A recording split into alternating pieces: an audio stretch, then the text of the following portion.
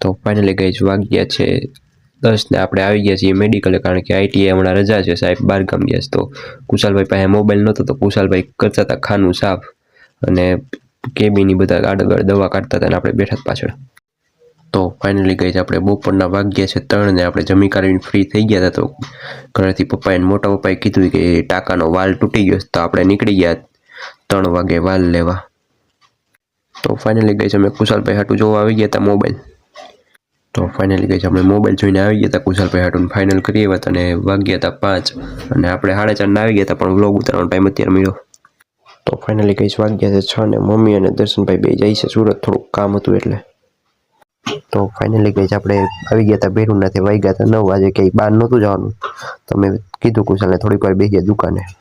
તો finally guys અમે નીકળી ગયા હતા ઘર બાજુ, રસ્તામાં થોડુંક કામ હતું એ પતાવવાનું છે. અને આવી રીતના કોણ કોણ નાનપણમાં ઊંધું બેઠું હતું કોમેન્ટ કરો તો. તો ફાઇનલી ગાઈઝ વાગ્યા છે 12:30 ને અમે આવી ગયા છીએ ઘરે. અને આપણે રસ્તામાં થોડુંક કામ હતું એ કામ પતાવ્યું એટલે 12 વાગી ગયા હતા.